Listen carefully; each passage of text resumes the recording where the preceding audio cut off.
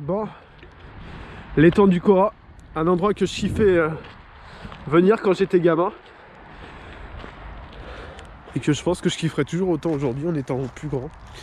C'est un endroit super reposant, super calme. Je kiffe. Le kiff total.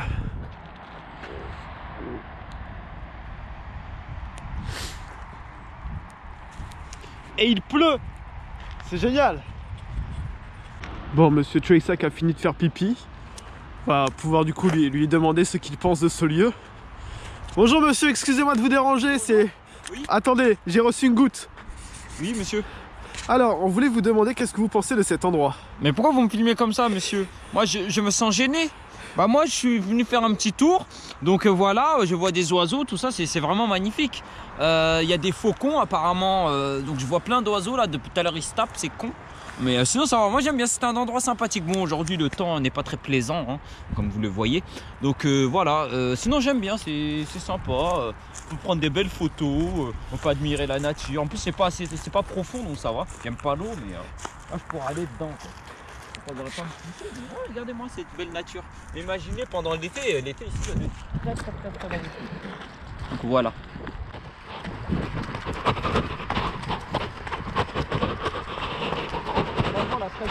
Ah oui.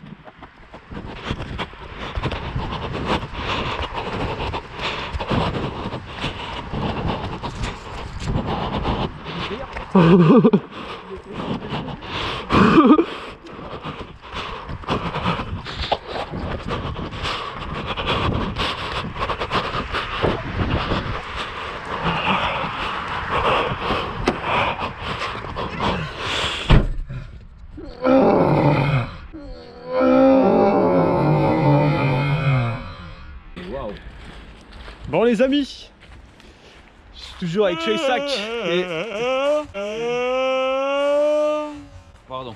Ouais, les amis, revenons à nos moutons. Donc, il y a des urbex partout ici. Ah, il y a des trucs. Mais ça se voit que c'est les vieux abonnés vont se souvenir de cet endroit 2 ans après que je l'ai fait et que j'ai emmené du monde et que cette fois j'emmène Treysack dans une forêt un peu pleine de boue.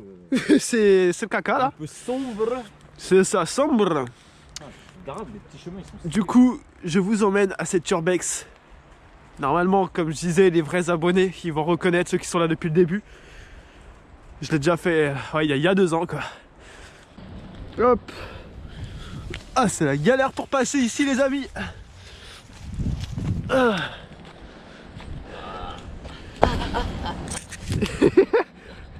La virilité. What? Il s'est fait déraciner le bordel. Bah ouais, hein, c'est tempête. Donc voilà, on est devant l'urbex dont je vous parle. C'est bel et bien le bordel allemand. Le fameux que j'ai fait il y a 2 ans. Que j'avais fait tout seul. C'est l'époque où je faisais encore de l'urbex tout seul. Alors que c'est complètement déconseillé. C'est super dangereux. Bon, on va revisiter tout ça avec vous du coup. Avec une caméra beaucoup meilleure quoi. À l'époque j'avais filmé ça avec mon portable. Puis ensuite j'ai acheté une GoPro. Puis ensuite j'ai acheté la nouvelle GoPro avec laquelle je filme actuellement, la toute dernière GoPro. Donc les images normalement elles sont stables, elles sont belles, et bref. Regarde, ça tient avec quoi? Et oui, c'est ça qui m'avait perturbé à l'époque. Comment que ça tient juste avec de la merde. Donc là pour accéder à l'étage, faut passer sur un balcon qui s'est cassé la gueule. Je sais pas si vous en souvenez pour ceux qui ont vu la vidéo. Mais bon, on va plutôt parler comme si vous ne l'avez pas vu, que vous ne connaissez pas l'histoire. Du coup je vais réexpliquer l'histoire du lieu. On va attendre d'être à l'intérieur pour vous expliquer tout ça. Mais toujours aussi beau ce lieu. Mais beaucoup plus dégradé que la dernière fois.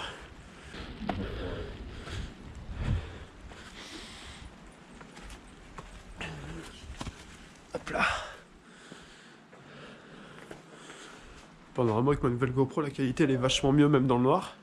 Ça là c'est très sombre, mais normalement vous voyez vachement mieux qu'avec mon ancienne GoPro. Putain. Ah, ça a changé. Avant, il y avait des tables et tout. Parce qu'il y a beaucoup de fêtes ici.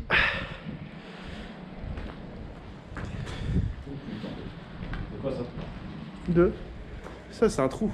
Ça mène au sous-sol. Flipper, c'est Tu te dis, il y a une main qui ressort. Là, en face, on a une vieille cheminée.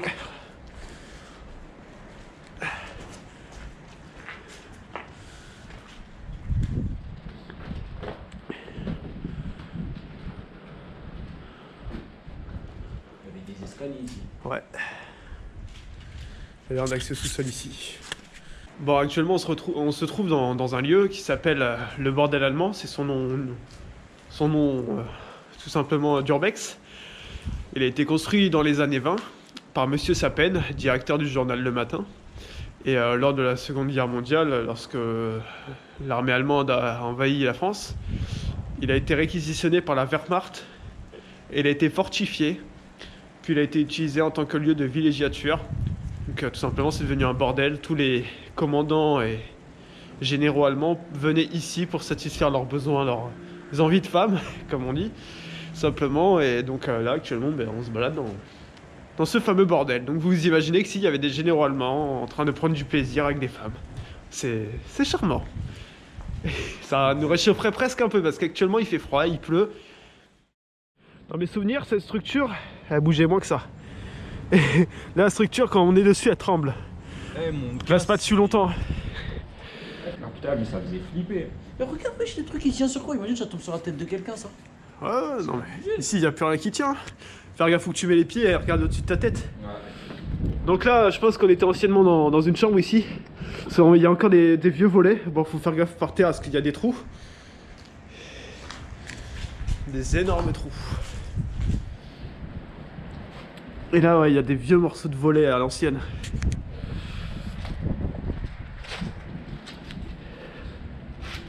C'est marrant de revenir sur ce lieu. Je dirais pas 2 ans après, mais de le filmer 2 ans après. J'y suis revenu 2 fois entre temps. Petite dédicace à Aude et à Léa. Et donc là, on arrive sur un balcon qui devait être fleuri. Un balcon avec de la terre, il devait y avoir des fleurs. Et là, donc, on avait cette vue-là. Petite vue sympathique. Hein. Donc là, on a une ancienne cheminée. Hein. Alors, Joysac, qu'en penses-tu? Je pense que c'est assez parent. Moi, je me souviens, en fait, je me remémore le truc en 1920. Quoi. Je me remémore vraiment le truc pendant la Seconde Guerre mondiale. Qu'est-ce qui devait bien s'amuser à l'intérieur, hein, les Allemands. Mais sinon, c'est pas mal, franchement. Mais moi, ce que j'aime bien, c'est l'architecture ancienne. C'est que ça, malgré que tu vois, ça s'est cassé la gueule, ça a mis presque un siècle, quoi. Et ça s'est cassé la gueule comme un tard. Que nos constructions d'aujourd'hui, 2-3 ans, c'est fini, quoi. Ça tombe en ruine. Ce qu'il faut surtout retenir, c'est que ça a pris feu en fait. C'est surtout ça. Le bâtiment était fragilisé par le feu, mais oui, il a tenu déjà un siècle. Bah, il a été construit dans les années 20. Ouais. Dans les années 20, donc là on est actuellement, quand je filme 2018, on arrive en 2019. Dans un an, il aura un siècle le bâtiment. Voilà, ça a été vraiment dégradé par l'homme ou des trucs comme ça, vraiment comme ça. Par les incendies, etc. Et encore ça tient. Et encore là, si vous voyez les grilles qui sont installées là, ça a été installé par les soldats de la Wehrmacht. C'était vraiment pour fortifier la villa. Et même ça a tenu. Ça a rouillé, mais ça a pas... je veux dire, ça a bien tenu, ça a bien été conservé. Là, on va arriver à un endroit où il va falloir escalader, tout simplement. Il pleut, donc c'est dangereux. Ne refaites pas ça chez vous. Il n'y a pas ça chez vous, mais voilà. L'idée, c'est de faire attention.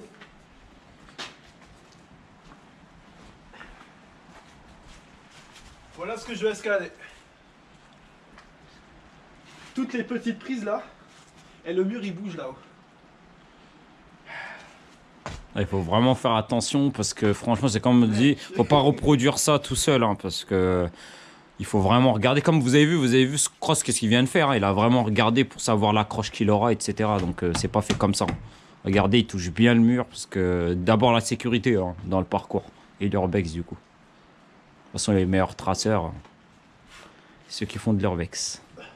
Pourquoi ça s'est éteint? C'est normal. Ok. Mec. Alors? Non. Bon, je suis redescendu parce qu'en fait, les prises là, il n'y a pas de souci, à part la brique là-haut qui bouge. Les prises, il n'y a pas de souci, mais c'est là-haut.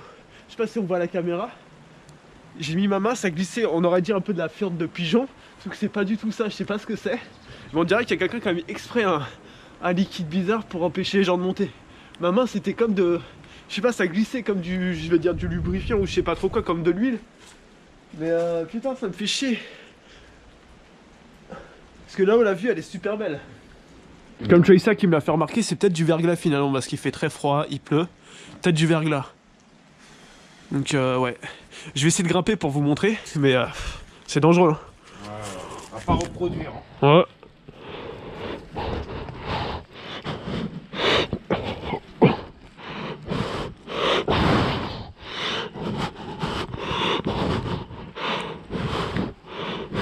Ouais. Ouais.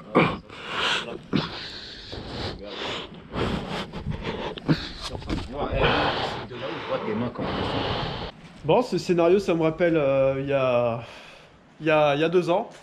J'avais filmé Sturbex et je n'étais pas monté justement par cet endroit. Pourquoi? Parce que tout simplement, j'avais peur à l'époque. Je faisais pas forcément du parcours comme aujourd'hui. Et surtout, j'étais tout seul. Donc, j'avais peur, je l'avoue, j'avais peur de monter. Et aujourd'hui, maintenant que je sais grimper, que je suis déjà monté là-haut, si Aude regarde la vidéo et si elle peut commenter en disant que oui, s'il te plaît. On est montés tous les deux, même elle a réussi à monter, alors qu'elle n'est pas traceuse, donc vraiment, il suffit juste d'avoir un peu de courage, tout le monde peut y arriver. Là, malheureusement, c'est l'hiver. Je pense que c'est du gel, ça a bien l'air d'être du gel au final, au toucher, c'est froid, ça glisse et voilà. Donc, sûrement on reviendra quand il fera plus chaud pour grimper là-haut parce que je pense que là, le temps il est pas franchement bon, on essaye hein, on est tous des traceurs normaux mais des fois un moment faut dire non, l'environnement il te bloque comme j'ai dit d'abord, toujours la sécurité. J'aurais pu essayer hein, j'aurais pu mettre mon coude oui. Mais même si je mets le coude il retiendra pas mon truc, je vais tomber donc c'est mort. Donc bon, on n'accédera pas là-haut qui est quand même une bonne partie stylée. Là-haut, c'est le 2e étage, puis on peut encore aller plus haut sur le toit, le vrai toit, qui devait lui aussi être un étage, parce que sur le toit, il y a une cheminée. Donc voilà. Désolé les amis. Bon, maintenant, ce qui va être drôle, c'est de descendre. Ça va être très comique. Parce que ça glisse de ouf. Et c'est surtout pas stable, la structure, elle bouge quand on monte dessus. Ah putain, bon, POV. J'aurais pas choisi ce côté-là, mais t'as peut-être raison finalement. Alors là, ça glisse de ouf, hein, vraiment, je le précise, c'est... Même moi, j'ai des holos, hein. 0 adhérence. Les gens... Là, tu peux te laisser glisser, t'es vraiment pas loin. Ouais. Bon, allez, c'est parti. Souhaitez-moi bonne chance et abonnez-vous.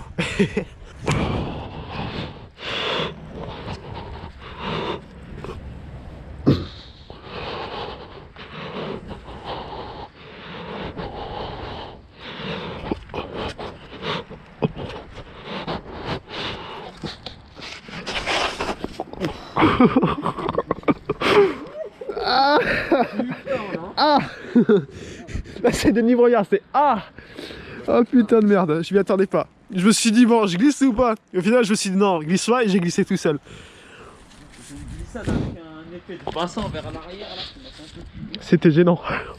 On a cru que j'allais tomber sur le cul et tomber.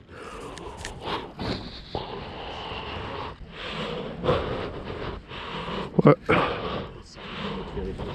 Grave.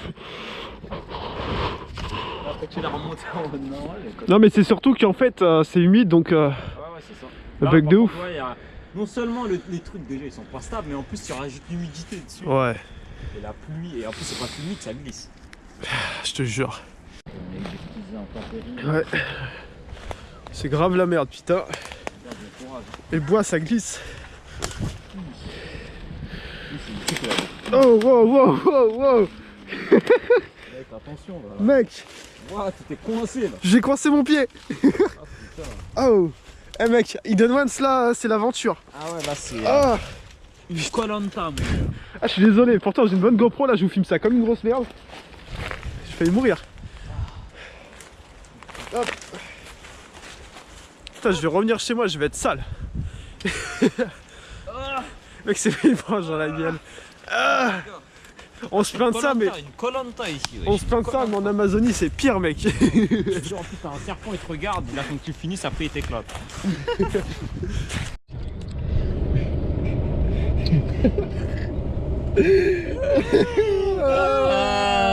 J'espère que cette urbex vous aura plu. Hein, c'était Hidden Ones, Choisac et Cross.